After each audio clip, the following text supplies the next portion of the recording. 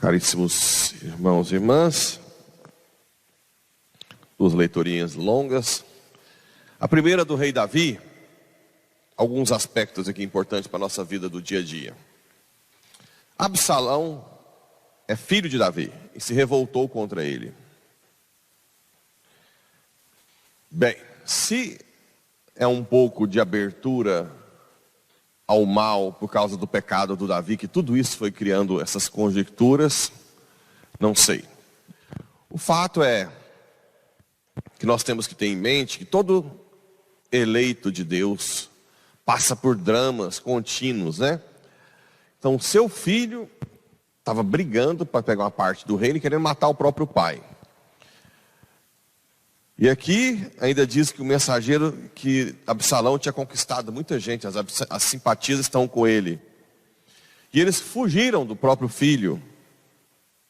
Por isso que dizia, Davi caminhava chorando, enquanto subia o Monte das Oliveiras. Olha, Monte das Oliveiras, lembra? Tudo prefiguração, né? Tudo prefiguração. Chegando lá, ainda encontra alguém que é parente de Saul, o rei anterior, que amaldiçoa Davi também. Além dele estar passando pelo problema com o filho, outros do reinado anterior, o amaldiçoa. Vai-te embora, homem sanguinário e criminoso. O Senhor fez cair sobre ti todo o sangue da casa de Saul. Aí vem aqui o ponto que eu quero chegar. Davi era rei, ou seja, naquela época, ele tinha autoridade religiosa e civil, poder para mandar matar. Até porque mandar matar naquela época não é tão... Direitos humanos é de 1948, se não me engano. Antes, pena de morte, matar, era muito mais. Um dos seus vassalos diz, por que há de este cão morto continuar te amaldiçoando, Senhor, meu rei? Deixe-me passar e cortar a cabeça. Olha o drama todo de Davi. E o que ele responde? Não te intrometas. Se ele amaldiçoa, e se o Senhor o mandou maldizer a Davi, quem poderia dizer-lhe, por que fazes isto? Então ele reconhece que Deus permitiu aquilo por uma causa, o sofrimento dele. E disse, se meu filho que sai das minhas entranhas atenta contra a minha vida, com mais razão esse filho de Benjamim. Deixai-o amaldiçoar, conforme a permissão do Senhor. Parece que hoje em dia as pessoas que querem viver uma vida em Deus sofrem perseguição também dentro e fora da família, ou não? Vira e mexe umas palavras de maldição e às vezes ainda dá vontade de cortar a cabeça, não? Isso é muito mais rápido, fácil. Mas Davi está ensinando que não. Nós devemos achar o sentido de tudo isso. Que toda perseguição, que toda permissão divina tem um porquê, que é te fazer crescer espiritualmente para o céu. Te fazer uma pessoa primeiro que desapegue da sua imagem. Não é? Aqui então, agora deu uma diminuída, mas chegava cada coisa que o povo... Estão falando isso? Esse sou eu? Sim. Estão falando do senhor lá, isso. Nossa Senhora. Mas depois, com o tempo, que deixe que falem. Né? Quem quiser conhecer, venha e veja. Você não pode ficar preocupado. Imagina se eu fico preocupado com a minha imagem. Estava meio já deprimido, não? Não. Se Deus permitiu, é porque Ele quer que eu cresça. Não crescer em fama e poder. Crescer espiritualmente, né? Então Davi diz, não, Deus permitiu que ele continue amaldiçoando. Aliás, o ideal é que nós façamos o quê? Rezemos pelas pessoas, né, que nos amaldiçoam. Senhor, perdoai-lhes, não sabem o que fazem. Por quê? Porque a calúnia na vida espiritual é muito grave. É tão grave que é um dos motivos do segundo juízo. Lembra? Juízo final. Um dos motivos de nós termos o juízo particular e depois o juízo final é para restabelecer a justiça dos caluniados. Porque tem muita gente que morre em boa fama e não é. E muita gente que morre em má fama e até santo, né? Entendem? Então isso precisa ser restabelecido no juízo final.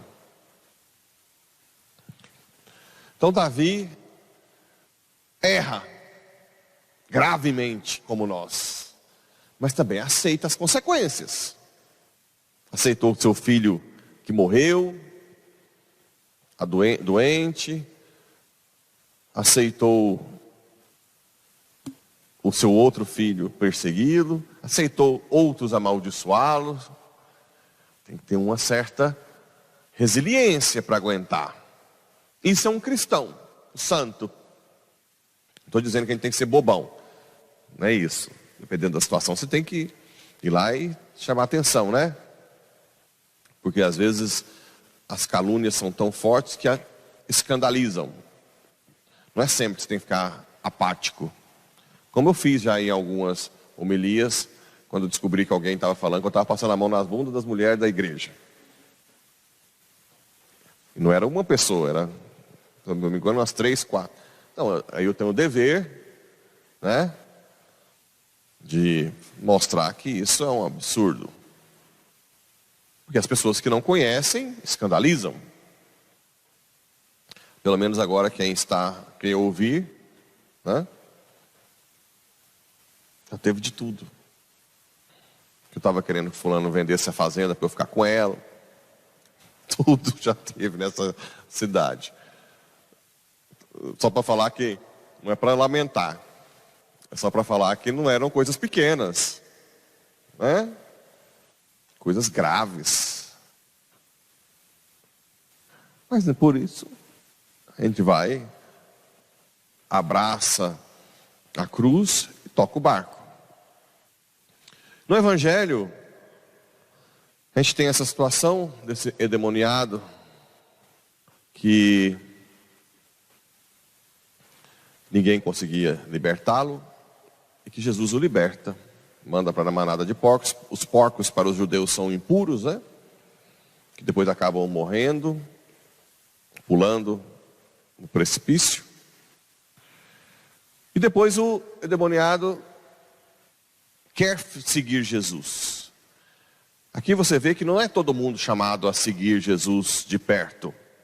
Ele disse, não, vai para sua casa e testemunha lá as suas coisas.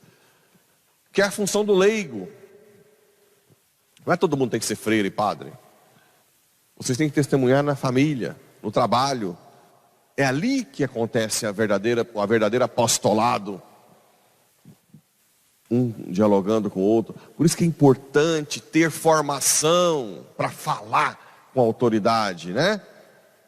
Eu, de vez em quando, tenho que castigar o povo, igual ontem.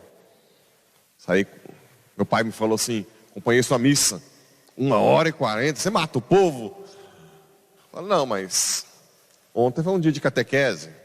Porque o povo não participa da catequese. Como é que faz? Pega de cinto? Não, né? Deixa, Pablo. Deixa, uma hora será tirado.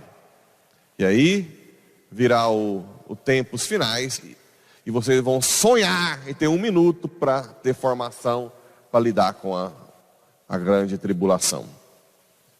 Conhecimento, de onde vem, Porque a formação te dá a capacidade de entender o drama. Entender por que você está passando por dificuldade. É importantíssimo. Saber dialogar quando for questionado. Isso é importante. Isso te dá segurança. Isso te dá uma força no apostolado. Então, leigos não quer dizer pessoas que não sabem, né? Tudo bem que se é usado nesse... eu sou leigo no assunto. Leigo, tudo bem. Hoje já está mais que usado, não é que pode falar... Porque a palavra em português... A palavra ela pode ter mais de um significado. Leigo na igreja é aquele que é responsável por converter o povo na sociedade e trazer para Deus. Isso é leigo. Não é quem não saiba. Leigo que não sabe nada é leigo preguiçoso, que não reza e que não quer aprender.